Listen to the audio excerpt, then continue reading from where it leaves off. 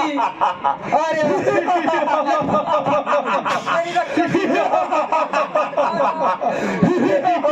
भैया मैं आपके चरणों की शपथ खाकर कहता हूँ, यदि मैंने क्षत्रिय कुल में जन्म लिया है और मैं एक सच्चा रघुवंशी हूँ, तो आज वो दोनों भाई मेरे हाथों से युद्ध में मारे जाएंगे।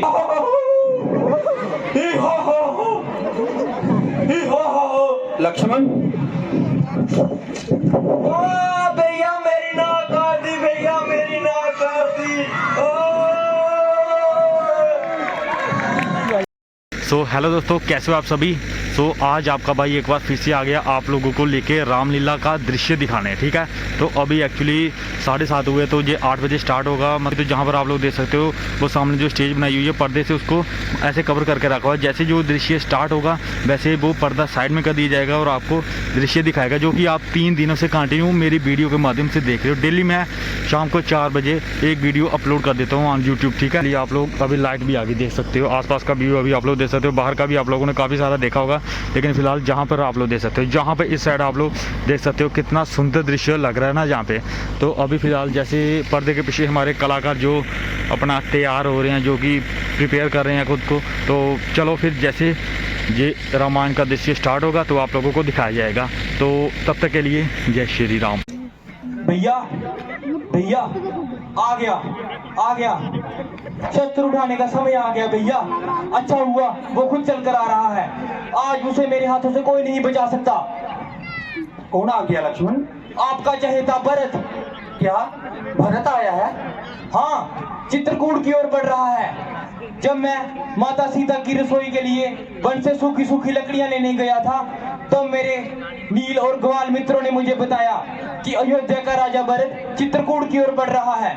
और जब मैंने स्वयं पेड़ पर चढ़कर देखा तो मुझे सच सेना दिखाई दी, साथ में हाथी और घोड़े भी थे, अपनी सूर्य पताकाएं भी लहरा रही थी। इसका अर्थ ये है कि वह अपनी पूरी शक्ति के साथ आक्रमण करने आ रहा है। आक्रमण? परंतु किस पर? आप पर, और किस पर? राज्य पाकर उसे राज्य का मत संभाला नहीं गया होगा। किसी ने बुद्धि दी होगी, हे मूर्ख, तू ये राज्य पाकर क्या ही करेगा। इस राज्य पर तो असली अधिकार प्रभु श्री राम का है, और श्री राम प्रभु प्रजा को प्यारे भी हैं। बस उसने सोचा होगा कि इस समय वो दोनों भाई वन में निसहाय अवस्था में हैं, उन दोनों का वध करके अपना राज्य निष्कंठक कर ले। परंतु शायद वो ये नहीं जानता था कि अब तक लक्ष्मण जीवित है। क्या नर्दुल बातें कर रहे हो लक्ष्मण? भरत की बुद्धि इतनी कुटिल नहीं हो सकती। क्यों कुटिल नहीं हो सकती? अरे जिसकी माता की बुद्धि इतनी कुटिल हो, उसके पुत्र की बुद्धि इतनी कुटिल क्यों नहीं हो सकती? भैया, यदि भरत के मन में पाप ना होता तो वो अपने साथ हाथी और घोड़े लेकर ना चलता। भैया, मैं आपके चरणों की शपथ खाकर कहता हूँ, यदि मैंने क्षत्रिय कुल में जन्म लिया है और मैं एक सच्चा रघुवंशी हूँ, तो आज वो दोनों भाई मेरे हाथों से युद्ध में मारे जाएंगे। जिस तरह एक सिंह हिरणों के झुंड को कुचल कर रख देता है, उसी तरह मेरा ये धनुष उन दोनों भाइयों का उनकी सेना सहित संहार कर देगा। तभी मेरा ये धनुष धारण करना सार्थक होगा। भैया, आज यदि भगवान शंकर भी उन दोनों की सहायता के लिए आ गए तो वो मेरे हाथों से नहीं उन्हें बचा पाएंगे। भैया भैया, मैं आपकी शरण में आ गया हूँ। भैया, मैं आपकी शरण में आ गया हूँ। मैं आपकी शरण में आ गया हूँ भैया, मैं आपकी शरण में आ गया हूँ। मैं आपकी शरण में आ गया हूँ भैया, मैं आपकी शरण में आ गया हूँ। मैं आपकी शरण में आ गया हूँ भैया, मैं आपकी शरण में आ गया हूँ। भरत मेरे भाई, मेरे भाई। भैया मुझे क्षमा कर दीजिए, मैं आपकी शरण में आ गया हूँ भैया। भाभी मुझे क्षमा कर दीजिए, भाभी मुझे क्षमा कर दीजिए, भाभी मुझे क्षमा कर दीजिए, मुझे क्षमा कर दीजिए। मैं एक निर्लज की भांति आपके समक्ष आ गया हूँ, मुझे क्षमा कर दीजिए, मुझे क्षमा कर दीजिए। प्रणाम भैया, प्रणाम। आप सबकी ये दशा देखने से अच्छा होता मुझे मृत्यु आ जाती, मुझे मृत्यु आ जाती। प्रणाम भैया। नहीं लक्ष्मण नहीं, मैं अब इस योग्य नहीं कि तुम मुझे प्रणाम करो। मेरे मन में कोई पाप नहीं है, मैं स्वयं एक मूर्तिमान पापी हूँ। मुझे क्षमा करना भैया, मेरे मन में रोष आ गया था और मैंने अपना ये धनुष आप पर उठा लिया था, मुझे क्षमा करना भैया। अरे पगले, अगर वो बाण उठा ही लिया था तो वो चलाया ही क्यों नहीं? अगर चला देते तो मेरा बहुत बड़ा उपकार करते। कम से कम आज ये मैं अपना कलंकित मुंह लेकर अपने भैया राम के सामने तो नहीं आता। मेरी कुलघातनी माता का मुझे यही दंड मिलना चाहिए, मुझे यही दंड मिलना चाहिए। भरत, तुम अयोध्या छोड़कर वन में क्यों आ गए? और मेरे पिताश्री कैसे हैं? भैया, हमारे पिताश्री भैया, हमारे पिताश्री भैया। बोलिए भरत, मेरे मन में संशय उठ रहे हैं। मेरे पिताश्री कैसे हैं? भैया, आपका संशय सत्य है, आपका संशय सत्य है। बोलिए भरत, बोलिए, पिताश्री कैसे हैं? भैया, हमारे पिताश्री हमें छोड़कर स्वर्ग सिधार गए भैया, स्वर्ग सिधार गए, स्वर्ग सिधार गए भैया। नहीं भैया, हम अनाथ थे भैया, हम अनाथ हो गए भैया। भैया चलो भैया, मैं आपको लेने आया हूँ। भैया, रघुकुल का हर एक प्राणी, हर एक जीव, हर एक मनुष्य आपको उस राज सिंहासन पर देखना चाहता है भैया। चलो भैया, मैं आपको लेने आया हूँ। वो राजमहल आपके बिना सुना दिखाई पड़ता है भैया। भरत, वो राज्य संभालने के लिए आर्यसमन, अन्य सैन्य और गुरुजन आपकी सहायता करेंगे। गुरुजनों की आज्ञा से कार्य करोगे तो सारे कार्य सुगमता से होंगे। भैया, आपको याद होगा कि जब मैं छोटा सा था तो जब हम खेल खेला करते थे तो अब मुझे ऐसे ही जिता देते थे। ठीक है भैया, अगर आप कहते हो तो मैं उस राज्य को एक सेवक के द्रोह में आपके उस राज्य का कार्यभार संभालूंगा। परंतु भैया, अगर आपने 14 वर्ष के बाद आने में एक दिन की भी देरी की तो आपके चरणों की सौगंध खा के कहता हूँ, आप भरत की जलती हुई चिता देखेंगे। नहीं भरत, नहीं, ऐसा मत कहो। मेरे आने में एक दिन की भी देरी नहीं होगी, मैं आपको ये वचन देता हूँ। भैया, अगर आपसे मैं कुछ मांगूं तो आप दोगे? पगले, तू चाहे मेरे प्राण मांग ले, इसी क्षण दे दूंगा। बोलो, क्या चाहिए? भैया, मुझे अपनी चरण पादुकाएं दे दीजिए। मैं नित्य दिन इन चरण पादुकाओं को उस राज सिंहासन पर रखूंगा और नित्य दिन इनका आशीर्वाद लेकर आपके राज्य का कार्यभार संभालूंगा। धन्य हो भरत, धन्य हो, तुम्हारा प्रेम तो अनमोल है। जब जब संसार में भक्त प्रेम की बात होगी तो सर्वप्रथम तुम्हारा नाम लिया जाएगा भरत। और धन्य है वो माताएं जिनकी कोख से आप जैसे पुत्रों का जन्म हुआ है। धन्य हो भरत, धन्य हो। भरत चला रे अपने राजा को मनाने, भरत चला रे प्रभु दर्शन पाने।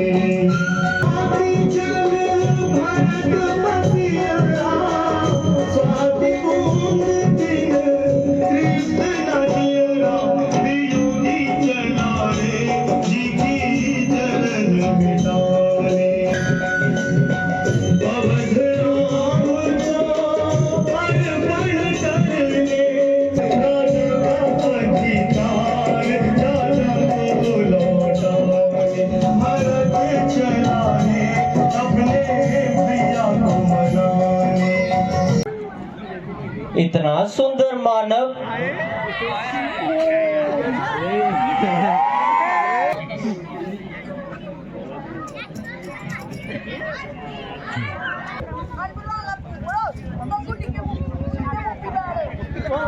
नमस्कार देवी, आपका परिचय? मैं एक शानदार रूप धारण करने वाली राक्षसी कुल की रानी स्वरूपनखा हूँ। तुम्हारा परिचय? देवताओं जैसे पराक्रम और परम धर्मात्मा महाराज दशरथ का नाम तो आपने सुना ही होगा। मैं उन्हीं का पुत्र राम हूँ। राम के लिए किस आशा से आपके चरण इस कुटिया तक पहुँचे? मैं जहाँ से गुजर रही थी तुम मेरी नजर तुम पे पड़ी। तुमको देखते ही मैं तुम पे मोहित हो उठी। मैंने सोचा मैं तुम्हारे साथ जाती हूँ और तुम्हारे आगे विवाह का प्रस्ताव रखती हूँ। इस संसार में मुझ जैसी स्त्री नहीं और तुम जैसा पुरुष नहीं। हमारा मिलन अजोड़ है राम, अजोड़ है। क्या तुम मुझसे शादी करोगे राम? नहीं बद्रे, हम आगे से विवाहित हैं। फिर क्या हुआ, विवाहित हो तो? हमारे राक्षसी कुल में तो अनेकों विवाह कर सकते हैं, तुम में एक और कर लो राम। फिर क्या है? हे परम सुंदरी, क्या आप मेरा परिचय लेने आई हो?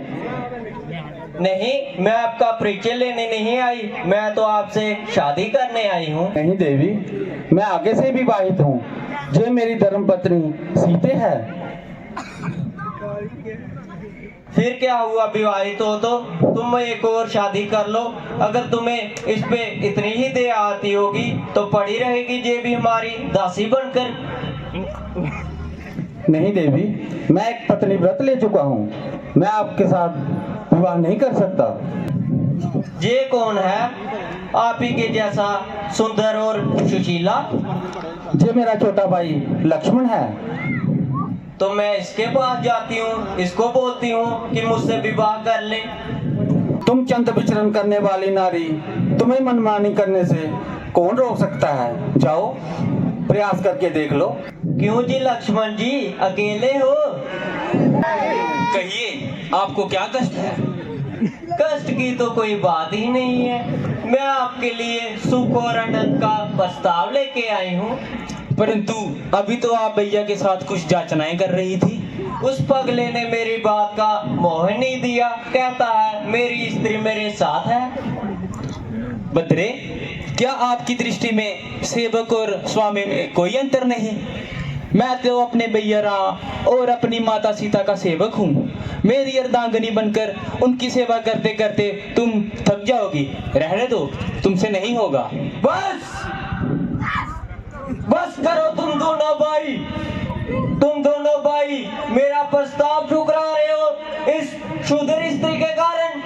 इसे तो मैं अभी खा जाऊंगी।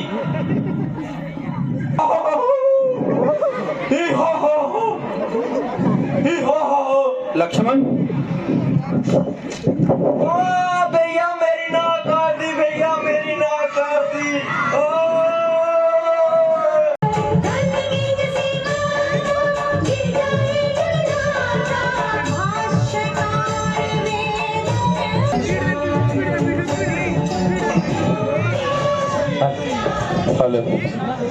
राजा रावण की दुहाई है, राजा रावण की दुहाई है। मुझ पे अत्याचार किया गया, मुझ पे अत्याचार किया गया। क्या हुआ सूर्पनखा? तुम्हारी नाक पर ये घाव कैसा? ये गाँव नहीं है भैया, तलवार से किया गया प्रहार है। क्या तलवार का प्रहार? हाँ भैया, ये तलवार का प्रहार है। ये शूर्पनखा की नाक नहीं काटी गई है, ये राजा रावण की नाक काटी गई है। तो जिस स्थान में बैठे खरर दूषित क्या कर रहे थे? वो युद्ध में मारेंगे भैया, युद्ध में मारेंगे। खर और दूषण को मारने का दुस्साहस किसने किया? उन दोनों को मारने का दुस्साहस तो स्वयं काल भी नहीं कर सकता। एक मानव ने असंभव खर और दूषण, बल, शक्ति और पराक्रम में हमसे किसी प्रकार कम नहीं है, उनका संहार किया एक मानव ने, इस बात पर हम विश्वास नहीं कर सकते। हाँ महाराज, ये सब सत्य है। ये सत्य है। सेनापति कंपन जो शूर्पणखा कहती है, क्या वह सत्य है? कौन थे वो दो मानव जिन्होंने हमारी छावनी को विध्वंस कर दिया, जिन्होंने रावण को ललकारने का दुस्साहस किया है? कौन थे वो? महाबली लंकेश्वर, वे दोनों कौशल देश के राजा दशरथ के पुत्र हैं, राम और लक्ष्मण। वे बड़े ही यशस्वी और तेजस्वी दिखाई पड़ते हैं। उनके बल और पराक्रम की कोई तुलना नहीं है। संसार के समस्त धनुर्धारियों में वो सर्वश्रेष्ठ माने जाते हैं। उन्हें माया की विद्या भी पूरी तरह आती है। उन्हें दिव्यास्त्रों के प्रयोग का भी संपूर्ण ज्ञान है। ऐसा लगता है समस्त ऋषियों और देवताओं द्वारा सिद्ध किए हुए समस्त दिव्यास्त्रों पर उनका पूर्ण अधिकार है। इसी कारण युद्ध में महाबली खर और दूषण वीर गति को प्राप्त हो गए। उन्हें माया की विद्या भी पूरी तरह आती है। उनके मोहिनी अस्त्रों की माया से हमारे राक्षस सैनिक एक दूसरे को राम समझकर आपस में ही लड़ कर मर गए महाराज। तो अवश्य ही ये देवताओं का रचाया हुआ षड्यंत्र है। उन्होंने एक मानव की आड़ लेकर हमारी सीमा पर आक्रमण कर दिया है। कौन कौन देवता थे उनके साथ? इनसे अवश्य आया होगा। पिताश्री, इन देवताओं की ताड़ना किए हुए अधिक दिन हो गए हैं। वो त्रिलोकी विजय रावण की शक्ति भूल गए। क्या इंद्र ये भूल गया कि मेघनाथ का नाम इंद्रजीत कैसे पड़ा था? पिताश्री, मुझे आज्ञा दीजिए, उन सब देवताओं को बंदी बनाकर इस सभा में उपस्थित कर दूं और उन्हें ये षड्यंत्र रचने का उचित दंड दिया जाए। युवराज इंद्रजीत, उनके साथ कोई देवता नहीं थे। तो कौन सी शक्ति थी उनके साथ? वो अकेला था। वो अकेला था? वो मानव है या भगवान? स्वयं भगवान विष्णु को भी अकेले ऐसे करना कठिन हो सकता है तो वो मानव ही, परंतु अलौकिक। उसके साथ उसका छोटा भाई भी है। दोनों के चेहरे पर ऐसी मोहनी है कि कोई देखे तो देखता रह जाए। उनके साथ उनकी स्त्री सीता भी है, जिसको देखकर किन्नर, गंधर्व और नाग कन्या भी उसकी सुंदरता को जीत नहीं सकती भैया। बस करो, चुप रखो। मुझे क्षमा कीजिए भैया, परंतु मुझसे ये अपमान सहा ना गया। अगर आप में भी थोड़ा आत्मसम्मान है तो स्वयं जाइए और उस स्त्री का हरण करके लाइए, तभी मेरे कलेजे को ठंडक पहुंचेगी। अवश्य शूर्पणखा, अवश्य हम तुम्हारे अपमान का बदला अवश्य लेंगे और अपने भाइयों की मृत्यु का प्रतिशोध भी अवश्य लेंगे, अन्यथा सारा संसार हमारा उपहास करेगा। हम उन मानवों पर इसी समय आक्रमण कर देंगे और उनकी स्त्री को अपनी रानी बनाएंगे और उन दो मानवों की बोटी बोटी कटवा कर अपने राक्षसों में बंटवाएंगे। मेरी भूल क्षमा करें महाराज, परंतु मेरी सम्मति में आपका उन पर सीधा आक्रमण करना उचित नहीं होगा महाराज। उन दो मानवी राजकुमारों से आपका स्वयं लंकावशी रावण का युद्ध करना उसकी मर्यादा के अनुकूल नहीं होगा महाराज। परंतु जब उन्होंने खर और दूषण जैसे पराक्रमियों का संहार किया तो हमारा स्वयं जाना ही उचित होगा। यदि आपने उन दो मानवी राजकुमारों को जीत भी लिया तो इसमें आपकी क्या ही शान होगी, परंतु यदि उन्होंने महाबली खर और दूषण की भांति आपको किसी प्रकार की क्षति पहुंचाई तो लंकेश्वर की कीर्ति को धब्बा लग जाएगा महाराज। मेरी माने तो आप उनकी स्त्री को छल से हर लीजिए। राम अपनी स्त्री को अत्यधिक प्रेम करता है। उसके छिन जाने पर वह स्वयं ही अधमरा हो जाएगा। उसके बाद आपका कोई भी सेवक आराम से उसकी जीवन लीला को समाप्त कर सकता है महाराज। यदि वो इतने वीर हैं तो उनकी प्रीति धर्म विरोधी नहीं हो सकती भैया। फिर उन्होंने बिना किसी कारण हमारे जनस्थान पे आक्रमण करके उसका विनाश क्यों किया? महामना, उन्होंने आक्रमण नहीं किया। आक्रमण तो हमारी सेना ने उन पर किया था। हमारी सेना ने उन पर आक्रमण किया? और फिर हार गए, इसमें उनका कोई दोष नहीं। इससे पहले भी उन्होंने हमारा कोई अपराध नहीं किया है। मुझे ऐसा प्रतीत होता है भैया कि हमारा उन पे आक्रमण करना अनुचित था। विभीषण जी, आप इस बात पर भी ध्यान दें, पिछले कुछ वर्षों में दंडकारण्य में उन दोनों राजकुमारों ने ऋषियों मुनियों की रक्षा का उत्तरदायित्व अपने ऊपर ले लिया था। इसी कारण वन में ऋषि मुनि वनों में निर्भय होकर भी घूमने लगे हैं। उनकी करनी ऐसी जान पड़ती है जैसे वो इस पृथ्वी को राक्षसों से रहित कर देंगे। उन्होंने विराट जैसे विशाल राक्षसों को भी मार डाला है, जो तपोवन में जाकर अपने आहार की खोज में वन में जाकर ऋषियों मुनियों का भक्षण करके जीते थे। पिताश्री, इस दोष के लिए वो निश्चय ही दंड के भागीदार हैं। खड़ और दूषण ने उन पर आक्रमण कर उचित ही किया था। अपनी सारी सेना का नाश करा लिया, वो भी केवल एक स्त्री के भड़काने पे। इससे बड़ी भूल और कोई नहीं हो सकती भैया, इससे बड़ी भूल कोई नहीं हो सकती। बस विभीषण भैया, बस तुम हाथों में चूड़ियां पहन लो और बैठ जाओ। एक भाई के सामने उसकी बहन का इतना अपमान और तुम नीति और नीति की बातें करो। ये कहाँ की संस्कृति है? अंधी वीरता किसी काम की नहीं होती बहन शूर्पणखा। अंत में विजय तो धर्म और नीति की ही होती है। विभीषण, वीर पुरुष अपनी यान और शान के साथ जीता है। वो तुम्हारी तरह इस भय से आशंकित नहीं होते कि कल को कहीं ऐसा ना हो जाए, वैसा ना हो जाए। हमारी राक्षस जाति सबसे उत्तम जाति है। धर्म शक्तिहीन पुरुषों के लिए होता है। शक्तिशाली जो करता है वही धर्म है, वही नीति है। हमने आप सबका विचार विमर्श सुना। अब हमें क्या निर्णय करना है ये हम स्वयं सोचेंगे।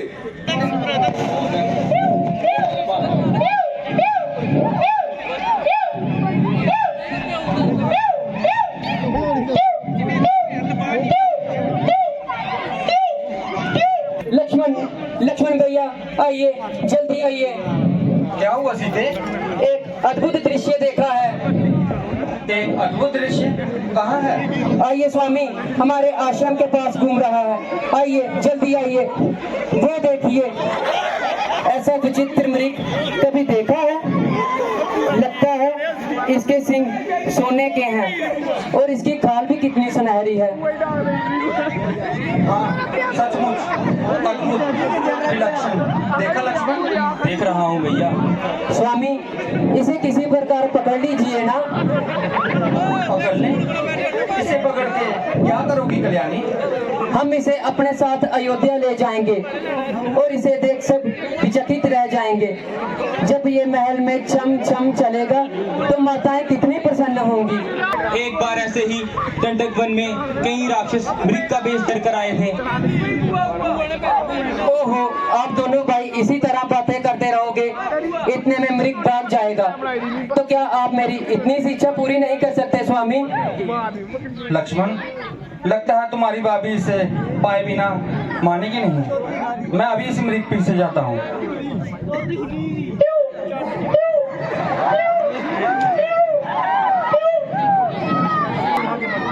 लक्ष्मण, मैं अभी इस मृग के पीछे जाता हूँ। तुम पालन कुटिया में सीता की रक्षा करना। भैया, मुझे अब भी संदेह है, ये अवश्य ही कोई राक्षसी माया हो सकती है। यदि राक्षस ही हुआ तो भी इसका मरना तय है। तुम पालन कुटिया में सीता की रक्षा करना। किसी अवस्था में सीता को अकेले मत छोड़ना। वन में बहुत सारे राक्षस घूमते रहते हैं। मैं अभी इस मृग के पीछे जाता हूँ। जीवित अथवा मारकर शीघ्र ही लौटूंगा। जो आ गया भैया। हेलो।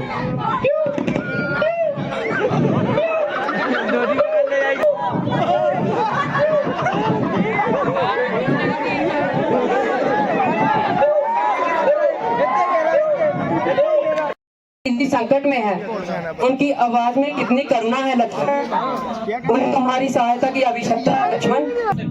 ये भैया की आवाज नहीं है, कदाचित एक धोखा है। आप धैर्य रखिए माता। जिसका पति संकट में हो और सहायता के लिए पुकार रहा हो, उसे तुम धैर्य रखने की बात कहते हो। लक्ष्मण, कहीं तुम राक्षसों के डर के मारे अपने प्राण बचाने के लिए तो नहीं जा रहे? मैंने तुम्हें इतना कायर कभी नहीं समझा था लक्ष्मण। अपने भैया के सामने धनुष बाण उठा कर तुम अपनी वीरता की डींगे मारते रहते थे, और आज जब सचमुच वीरता दिखाने का अवसर आया तो तुम एक चूहे की तरह अपनी बिल से ही नहीं निकलना चाहते। माता, आप ऐसा कुछ भी मत कहिए। आप नहीं जानती कि आप क्या कह रही हैं। आपके स्वामी को देव, असुर, नाग, दानव कोई भी परास्त नहीं कर सकता।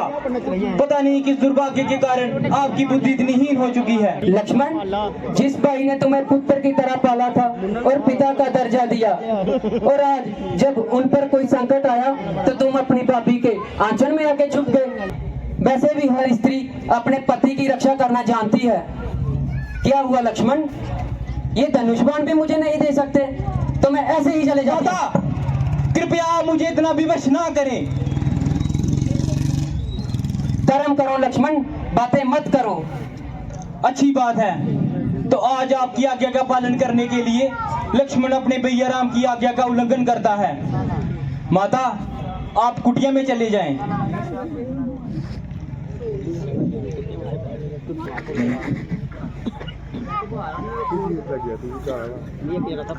माता, गुरु की दी हुई मंत्र शक्ति से मैंने यहाँ एक अदृश्य दीवार खड़ी कर दी है। अब कोई भी इस लक्ष्मण रेखा को पार नहीं कर सकता, और जो कोई भी इस लक्ष्मण रेखा को पार करने का प्रयास भी करेगा तो वो जलकर भस्म हो जाएगा।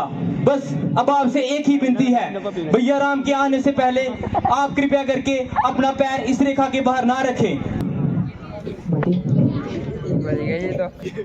भिक्षाम देहि, भिक्षाम देहि, भिक्षाम देहि। प्रणाम महात्मा। कल्याण हो देवी, हम बहुत दूर से आए हैं। तुम्हारी कुटिया देखकर इस आशा में चले आए कि हमें कुछ खाने को मिल जाएगा। अवश्य महात्मा, आप यहीं रुकिए, मैं आपके लिए यथा संभव भोजन लाती हूँ। हम यात्रा से क्लांत हैं, हमें विश्राम की भी आवश्यकता है। नहीं महात्मा, इस समय मेरे पति कुटिया में नहीं हैं, तो आप यहीं रुकिए, मैं आपके लिए भोजन लाती हूँ।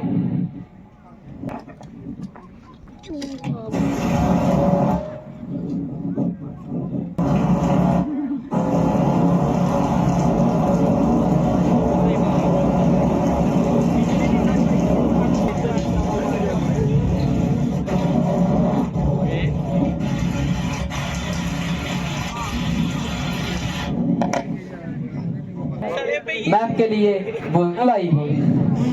ले आओ देवी। मैं वहाँ नहीं आ सकती, आपको ही यहाँ आना होगा। वास्तव में मेरे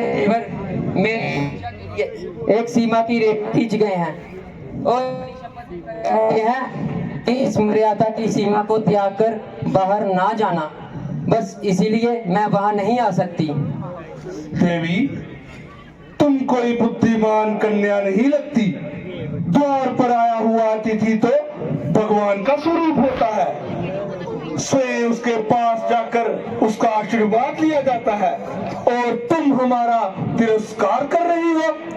नहीं नहीं महात्मा, मेरा आना आने का तिरस्कार करना नहीं है, बस मैं अपने देवर की ये आज्ञा का पालन करते हुए वहाँ नहीं आ सकती।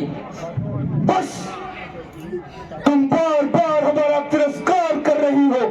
पहले हमें कुटिया में आने से रोक दिया, अब हमें दूर से भोजन दे रही हो जैसे हम कोई पशु पक्षी हो।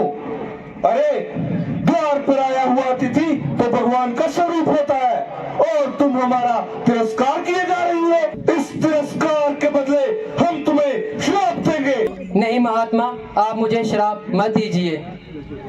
तुम हमें नहीं जानती, हम त्रिकालदर्शी हैं, हम सब देख रहे हैं।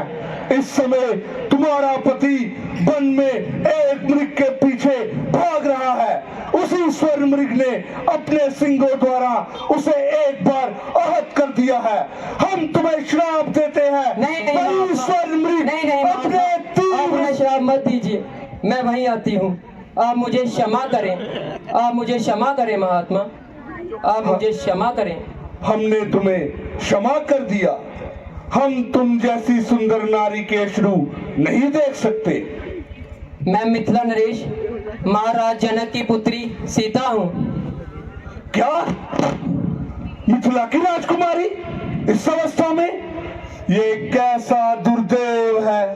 तुम जैसे अनमोल रत्न तो किसी त्रिलोकी की पत्नी होना चाहिए। मेरे लिए तो मेरे स्वामी ही त्रिलोकी के राजा हैं, तो क्या उनसे बढ़कर कोई और हो सकता है? अवश्य हो सकता है सीते, अवश्य हो सकता है। हम तुम्हें बताते हैं, जो काल का भी काल है, मृत्यु भी जिसके सामने आने से कांपती है, जिसकी भुजाओं के फड़कने मात्र से धरती अंबर कांप उठते हैं, सूर्य चंद्र नवग्रह जिसकी इच्छा से चलायमान होते हैं। तुम तो उस साधुपति लंकेश्वर की पत्नी होने योग्य हो। ऐसे पाप पुण्य वचन कहते हुए तुम्हें लज्जा नहीं आती? तुम कोई महात्मा के वेश में दुरात्मा हो। कौन हो तुम? तुम्हारा दास, वही रावण। रावण? हाँ, रावण, जिसे तुम्हारी कामना ने इतना आतुर कर दिया है कि वह स्वयं तुम्हारे द्वार पर भिक्षा मांगने आया है। कल से तुम्हारे बाग खुल गए हैं सीते। कल से हमारे महल में 5000 पटरानियां तुम्हारी रानी के भांति सेवा करेंगी। दुष्ट, तुमने ये कैसे सोच लिया कि तुम अपने वैभव का बखान करोगे और सीता तुम्हारे साथ चल देगी? तू इसी समय यहाँ से चला जा, नहीं तो मेरे पति आते ही होंगे। वह एक ही बाण से तुम्हें और तुम्हारी लंका को भस्म कर देंगे। तुम जिस पति के इतने बखान मुझे सुना रही हो, उस तुम्हारे मानव की वास्तविकता केवल इतनी है कि वे धरती पर रेंगने वाला एक कीड़ा है, और हम जिन राक्षसों के राजा हैं, वो उन्हीं मानवों को फल मूल के भांति तोड़कर खा जाते हैं सीते। जानती हूँ, गर और दूषण भी तुम्हारे ही भाई थे ना, जिन्हें रघुवर ने आन की आन में समाप्त कर दिया था। एक गिदड़ होकर सिंघना की कामना करते हो? तुम्हें शर्म नहीं आती? दुष्टता करने की अंजाम को तुम नहीं जानती सीते। नहीं, अरे